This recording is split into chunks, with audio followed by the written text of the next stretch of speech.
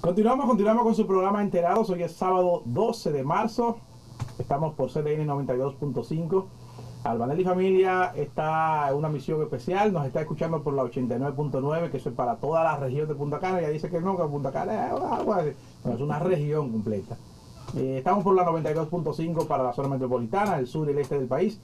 También por la 89.7 para toda la región del Cibao. Hoy nos acompaña Samuel Guzmán como bateador designado, supliendo a Albanel y familia. Y tenemos a nuestro invitado ahora, Guido Gómez Mazara, nos acompaña. Hay movimiento en el Partido Revolucionario Dominicano para renovar. Partido, es que yo tengo el chi viejo.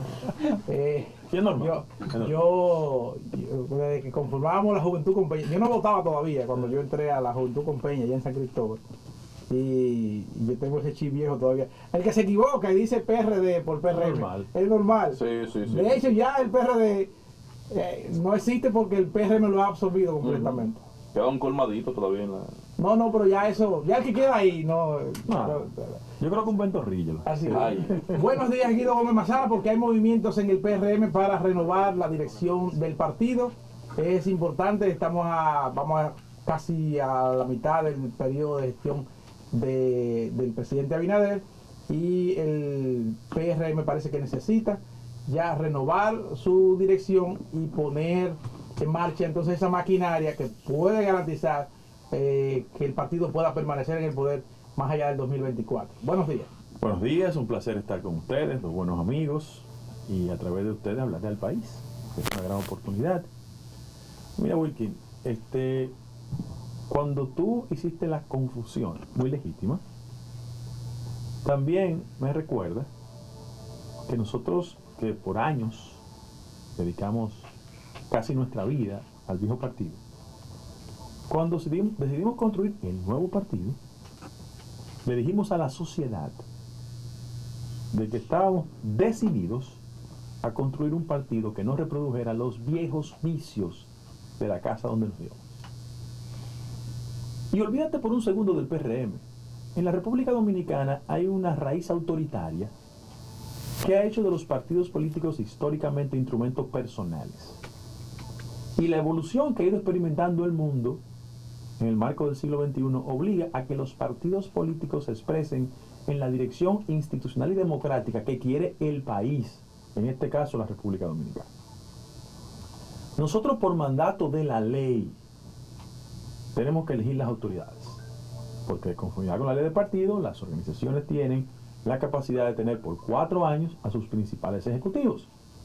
En junio del 18 se juramentaron las nuevas autoridades. En junio del 22 tienen que venir nuevas autoridades.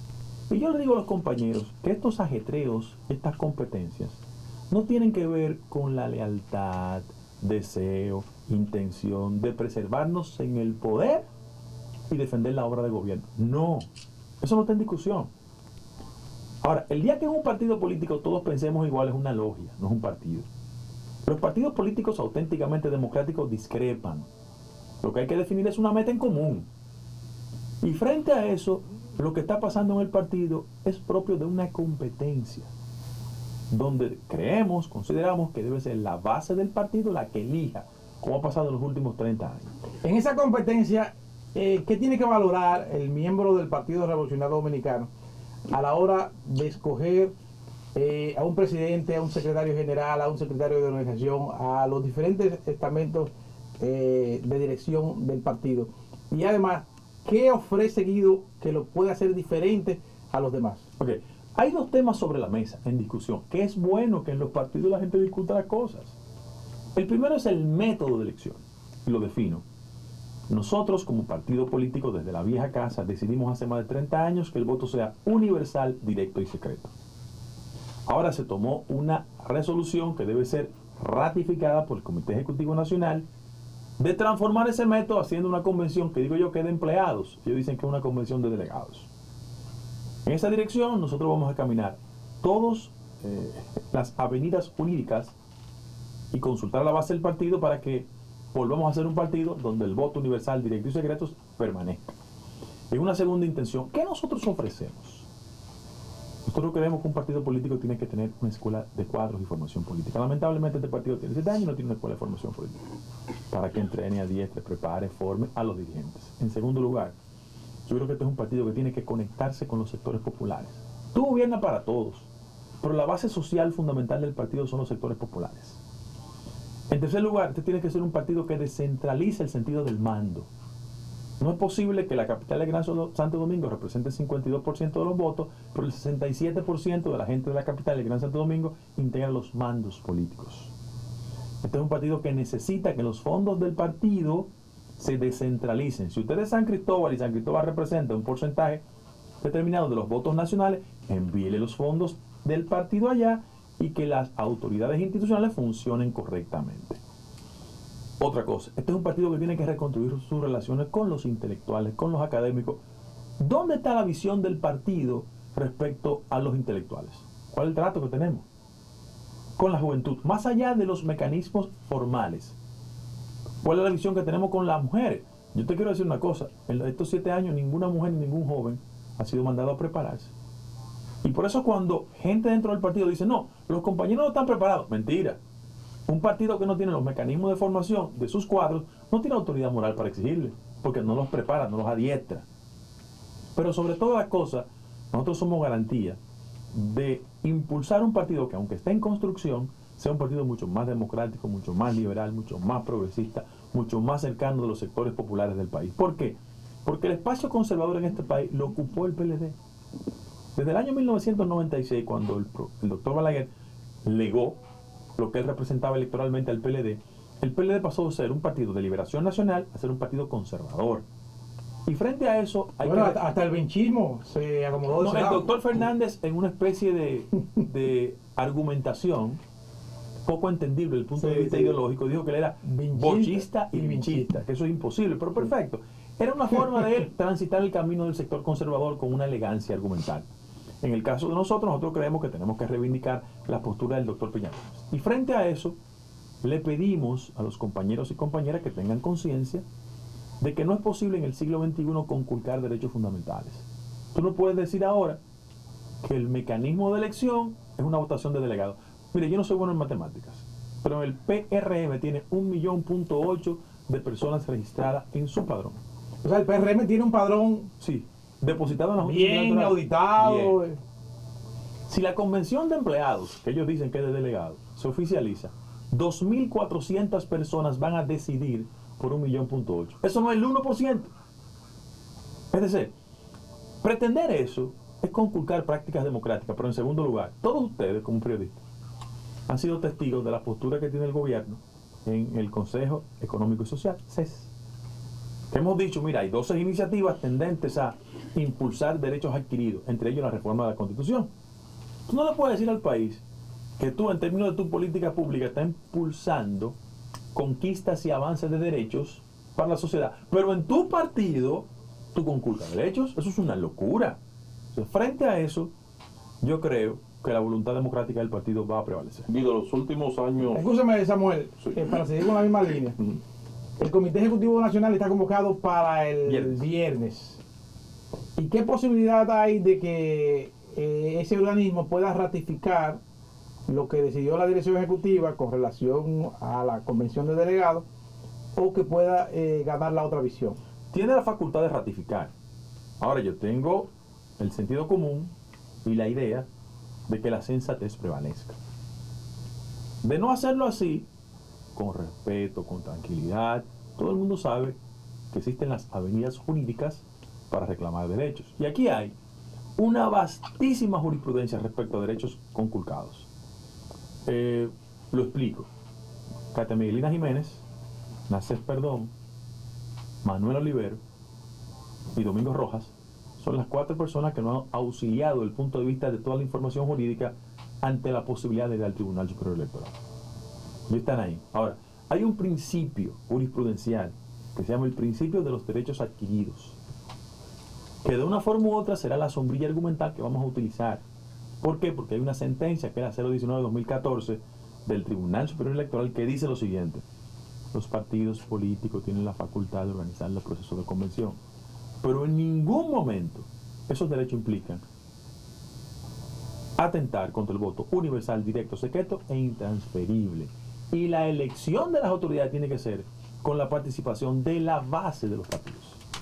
Diferente a eso, yo pienso que en el partido habrá un stop para decir, no, vamos a volver al método universal. ¿Y qué tú ves escúchame Samuel, la actitud del liderazgo del partido? Cuando hablo del liderazgo del partido me refiero a el presidente Luis Abinader, el presidente Hipólito Mejía, Milagros Ortiz Bó, ese tipo de gente que sabemos que tiene... Bueno, para mí resultaría cuesta arriba que un político del siglo XXI como es Luis Abinader, que ganó 2 veces mediante el voto universal directo y secreto, que las actuales autoridades llegaron a la dirección del partido mediante el voto universal directo y secreto, digan no, vamos a darle marcha atrás. Es una locura, en pleno siglo XXI. Pero tú lo vas a decir a los compañeros, voten por las autoridades ahora, ¿verdad? Ahora voten, pero voten de forma delegada. Pero después voten de manera universal por el candidato presidencial. Mira, Wilkin, discutir en el siglo XXI estos temas revela el atraso político que hay en la sociedad dominicana, porque yo pensaba que eso eran discusiones propias de hace 30 o 40 años, pero no, todavía están. ¿Pero no han tenido ustedes algún tipo de acercamiento? Sí, siempre yo hablo con el presidente con mucha frecuencia. Y el PRM, que ve el ejemplo del PLD, el PLD fue posponiendo sus elecciones internas, proponiéndola por diferentes razones, y cuando se abocó a eso, mira el problema que surgió, que se dividió. No, yo lo doy como jurisprudencia. Cuando en el viejo partido se quisieron imponer reglas antidemocráticas, vino el colapso. Cuando el PLD no pudo hacerlo, hipertrofiaba los organismos y vino el colapso. Vamos a vernos en ese espejo. Aquí, repito, no estamos discutiendo el tema de la defensa del gobierno, todo estamos defendiendo el gobierno. Aquí no estamos discutiendo el tema de la legitimidad del partido para continuar en el poder. Esa no es la discusión.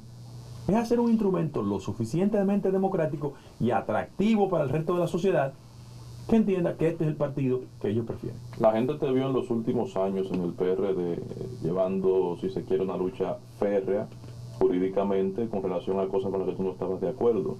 Ahora en esta versión también en el PRM luce que vas por el mismo camino y algunos entienden, te encaquillan como una especie de rebelde, con causa, pero una especie de rebelde. ¿Qué le dirías a esa persona? No, primero que nuestras litigaciones en el PRD también participó Luis Hipólito. Era todo que estábamos discutiendo sobre el mismo tema, no era yo. Ahora, yo sigo siendo tan coherente como antes. Y la sociedad lo está viendo. Aquí hay un proceso de arrabalización del discurso político. Lamentablemente, la clase política dominicana no discute sobre temas esenciales. No hay un debate. Aquí hay una impugnación. Ahora, ¿por qué pelear es bueno en el mal sentido de la palabra que ellos utilizan? Porque la discusión lo que hace es que recrea el espíritu democrático de los partidos. Ahora, cuando tú eres consistente en el argumento, viene la etiqueta. La etiqueta es el acto de reconocimiento que no pueden discutir ideas. Ah, Guido sí pelea. No, yo no estoy peleando. Yo estoy reclamando derechos. Lo que pasa es que en la tradición autoritaria de este país, cada vez que una gente de abajo pelea, tú sí jodes. Es mal visto. Cada vez que una gente de abajo reclama, tú sí fuñes. Cuando lo hacen otros, yo te voy a poner ejemplos. Cuando íbamos al Tribunal Superior Electoral a reclamar derechos, era bueno, sí. Cuando todos salimos a caminar e ir al Congreso para evitar una modificación constitucional, a ir a reclamar derechos, sí. Pues yo estaba ahí. Claro. Tan elemental como eso. Sí, bueno, es una... yo espero que el PRM pueda sortear adecuadamente este asunto. Yo todavía no lo veo como un problema. No, pero además no es un problema, hay oportunidad de rectificar ahora en la actividad del viernes. No, y que lo sepan, con mucha honestidad, yo les quiero decir que existen herramientas jurídicas para tú combatir la cosa que no crees justa. Y eso no es un atentado contra el partido. ¿Cómo tú valoras la evolución del gobierno y la situación en que se ha visto que ha tenido que administrar el presidente Abinader con esta situación internacional, primero de la pandemia y luego con la guerra internacional, que no podemos dejar de ir sin que nos hable un poco del contexto internacional en que se produce el conflicto bélico entre Rusia y Ucrania? Con muchísimo gusto. Déjeme decir lo siguiente, los adversarios históricos de nosotros siempre impugnaban las destrezas de los gobiernos nuestros, en la vieja casa, en términos de no conducir correctamente la economía. Y eso fue el resultado de 2 crisis, la de 1984 y la de 2002. Ahora, En el marco de la actual situación, yo quiero reconocer las destrezas del gobierno. ¿Por qué? Somos la segunda economía en América Latina que ha experimentado un proceso de recuperación significativo. Al mes pasado crecimos 6.6. Ahora, ¿cuál es la dificultad que tenemos post-COVID y en la actual coyuntura? Que los componentes de éxito económico, como el crecimiento, han ido acompañados con el factor inflacionario. Y me explico.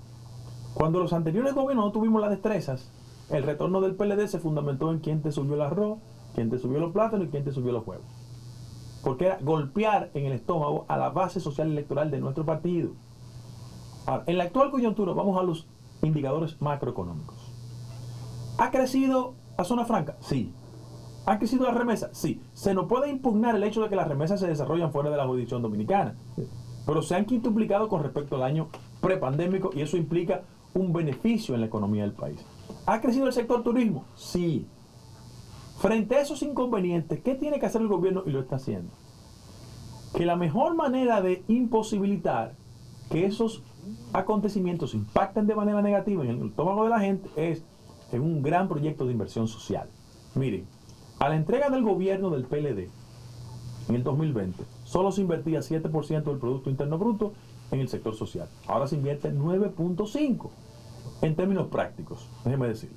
Si usted vive en San Cristóbal, en el barrio Moscú, y usted, por ejemplo, es beneficiario de los programas sociales, hace año y medio, en los gobiernos del PLD, solo 835.000 personas tenían esos beneficios. Ahora tiene 1.4 millones de personas. Lo hemos incrementado. En medio de un proceso inflacionario con crecimiento de la economía. El monto que recibía cualquier persona en Gualey era de 850 pesos mensuales en el gobierno del PLD. Ahora reciben 1.650. Duplicado. ¿Qué significa eso? Que el gobierno ha evidenciado un nivel de sensibilidad. Ahora, ¿cuál es el factor nuevo que se introduce post pandemia? Una crisis de carácter internacional. Y yo le quiero pedir a mis compañeros de partido que seamos mucho más inteligentes y no sigamos subestimando las destrezas de la gente. Porque una cosa es un componente de conflicto internacional que tenemos que enfrentar desde el punto de vista económico y otro decir que como resultado de la crisis económica internacional, eso imposibilita la realización de una convención mediante el voto universal, directo y secreto. No. Eso es arrabalizar. ¿Y están argumentando eso? Sí, eso es arrabalizar y tomarle el pelo a la gente. Ahora, explico el conflicto. Al margen de la naturaleza imperial de quien hoy preside Rusia, que es un hombre que viene de la KGB, que fue un testigo excepcional del proceso de transición entre Gorbachev y Yeltsin, y se ha instaurado en la sociedad rusa en los últimos 25 años, hay un conflicto de carácter político, armamentista y sobre todo con impacto económico en todo el continente. ¿Por qué? Porque en ese conflicto, Ucrania, Rusia, Crimea pertenece a la zona y frente al hecho económico internacional es importante decir que el 60% del gas que se consume en Europa se produce en esa área. Y es la principal reserva de gas y la tercera de petróleo. ¿Cómo eso ha impactado? Eso ha impactado que el gas se ha disparado 12% y que tanto en el Brent como en Texas, todos sabemos, lamentablemente, cómo se han incrementado los niveles de los precios del barril. Unos 115, otros 110. Para que ustedes tengan una idea, el presupuesto de la República Dominicana se proyectó consignando a $64 el galón. El barril. El barril. Sí, estamos a 114.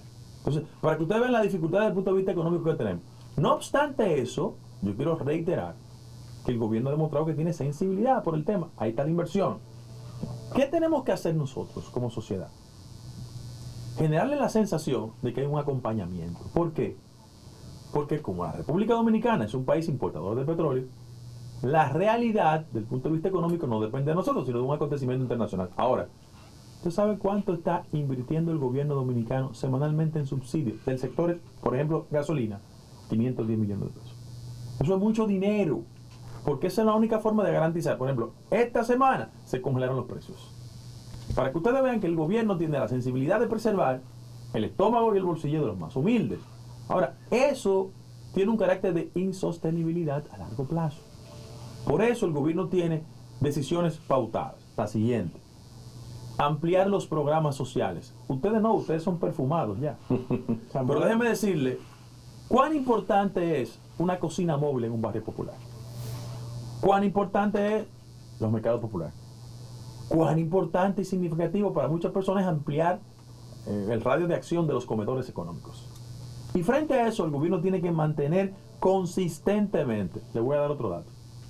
Si bien es cierto, valga la promoción, que hay supermercados en los sectores populares que no son los típicos supermercados, valga la promoción, a precio. Que es un supermercado de corte popular que se establece en los sectores bajos.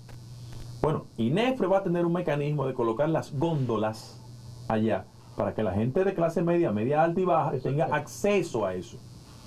Otro elemento importante para que la gente sepa, por ejemplo, la tarjeta de solidaridad. Así, ahora se llama Supérate. Sí. Pero es una tarjeta de solidaridad, que así se llama el programa originalmente, ahora se llama Supérate. Sí. Va a tener la condición de que la persona, beneficiario de ese programa, pueda ir a las farmacias populares para acceder a los medicamentos.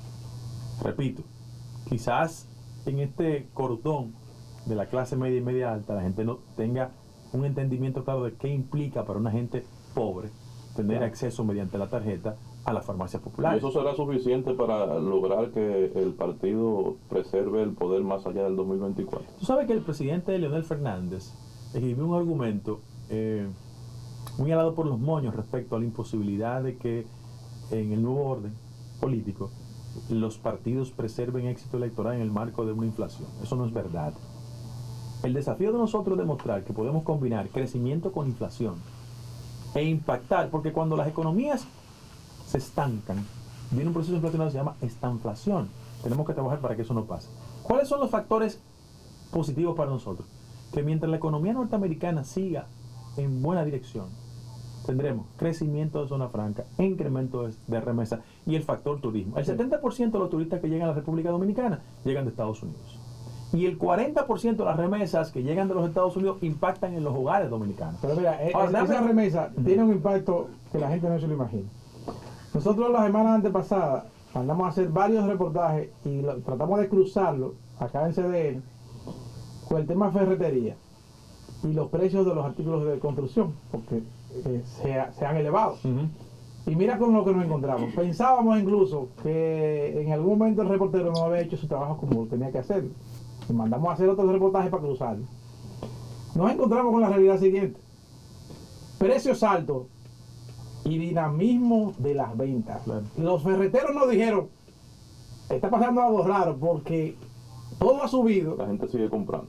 y ahora se vende más y hay más construcciones y eso tiene que ver con remesas. Claro, lo repito, las remesas se quintuplicaron con respecto al año prepandémico. Sí. Y el impacto de la remesa llega al 40% de los hogares dominicanos y el 70% de ellas vienen de los Estados Unidos. Pero mira, el presidente Fernández sostenía el siguiente argumento. En el marco de la inflación los gobiernos no ganan. Mentira, presidente Fernández. Usted le entregó a Danilo Medina con un 9% de déficit del Producto Interno Bruto. Aquella frase de que encontró un maletín lleno de facturas, ¿usted lo recuerda? Sí, sí. Pero lo recuerda también en el ámbito internacional. El presidente Santos fue capaz de ser reelecto en el marco de una inflación, porque Uribe le entregó el gobierno. El presidente Salinas le entregó a su sucesor en el marco de un proceso inflacionario. Eso no es cierto. Por ejemplo, en el marco de la inflación, el kirchnerismo se religió en Argentina. Hay algunos niveles de manipulación en la discusión. Y reitero, en la República Dominicana hay indicadores claros y precisos que es posible mantener éxito electoral en el marco de inflación. Se manipula mucho ese criterio. ¿De qué forma, Guido, el partido puede acompañar esa gestión social del gobierno en los barrios? Que el partido se sienta en los barrios, acompañando, en esa labor de acompañamiento de que tú hablas, en este momento de crisis. Wilkin, el partido tiene que buscar gente que se parezca a los barrios, No que blanquito. entienda por los ahí. barrios. Pero yo no tengo una impugnación por el tema de la piel. Esa es una discusión impropia del siglo XXI. Sí. Lo que estoy diciendo es que los enemigos naturales de nosotros, ¿qué dicen? Gobierno de ricos, de blanquitos, de Sí. popis, de empresarios. Mira cuál es el problema. La gente dice, Guido, cuando tú introduces esos temas, tú estás fomentando la división social. No. Mentira. El que dice eso no conoce la historia política dominicana. Juan Bosch llegó a este país y dijo, tú tumpote, pecueso largo, hijo de machepa. Porque él veía la lucha política a través de sus sectores. Sí. El PRM es la continuidad del PRD, el partido de los pobres, de los de abajo, de los infelices. Ahora, ¿cuál es el inconveniente de nosotros? Que tenemos que desmontar ese argumento con una política social cercana a la gente, con un partido activo abajo, que escuche que si se rompió la tubería, el regidor o el dirigente social del partido llame a la casa y diga, mira, Fellito funciona, mira, Fellito, desgraciado, ven, resuélveme esta cosa. Claro. Es que si tenemos un inconveniente con los programas de INESPRE, ¿verdad? Que llamen al director de INESPRE. Excelente, Iván, buen amigo mío. Mira, Iván, aquí en los Cerros Jurados no está llegando en los programas de venta popular. Y generar una dinámica de respaldo y acompañamiento al gobierno, no solo en los comentarios melcochosos, repostulación, no, eso es servilismo. Lo que estoy diciendo es que nosotros tenemos el derecho de ganarnos la oportunidad de mantenernos en el poder cuando el sentido de solidaridad sea percibido por la gente abajo. Y ya el partido resolvió el problema con las bases de la inconformidad, que decían mucho que se No. lo estaba llevando el No. diablo, literalmente, porque No. había cientos de PLDistas No. nombrados. ¿Están ahí todavía? No, lamentablemente, el proceso de inserción no ha sido en la velocidad que uno espera. Entonces tú no puedes tener un partido con niveles de inconformidad por el acceso al empleo, pero con un nivel de inconformidad porque no hay convención. O sea, tú no puedes generar eso en un partido. Repito, yo apelo a la inteligencia práctica y al sentido común de la mayoría de los dirigentes de entender que la cosa tiene que cambiar. Y oigan, es bueno para el partido que generemos una discusión, porque en la República Dominicana hay una ausencia del debate. Sí. O sea, el que llega al gobierno lo que quiere es imponerse, y eso no es verdad. Además, el partido necesita eso lo plantea Samuel, porque me luce que esa base del partido pudiera no tener un interlocutor Claro. accesible.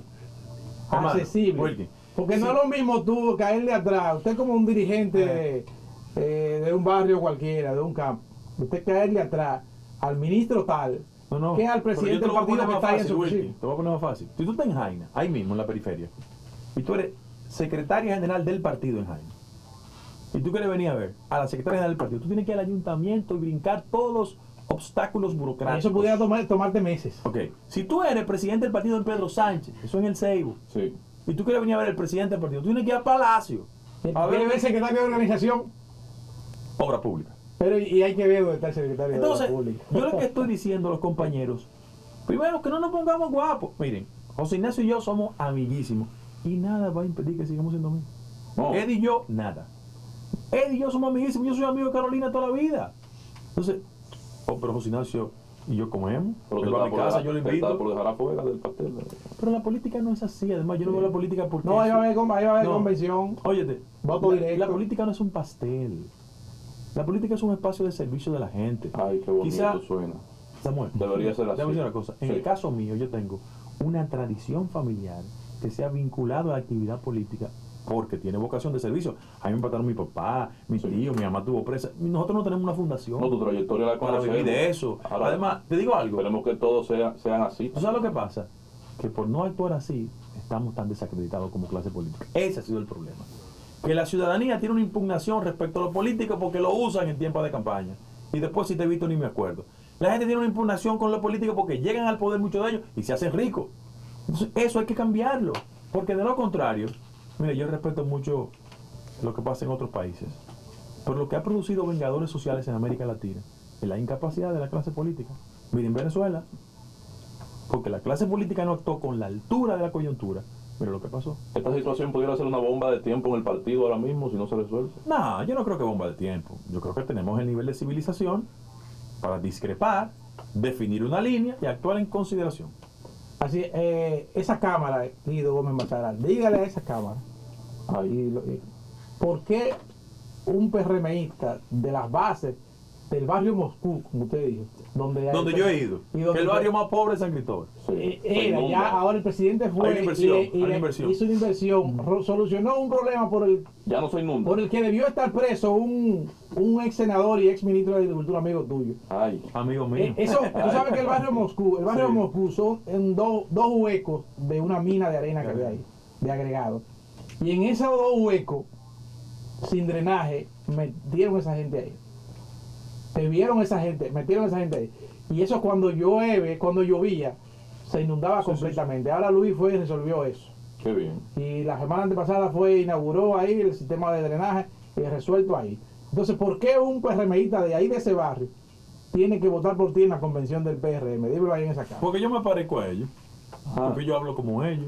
me conecto con ellos, interpreto los intereses de ellos, pero sobre todas las cosas para el pleito que viene, porque hay que preservar el partido en el poder. Los otros son buenos compañeros, pero no tienen más condiciones que yo. Busquen un PLDista que pueda discutir conmigo cualquier tema. Que yo hago gárgara con el PLD.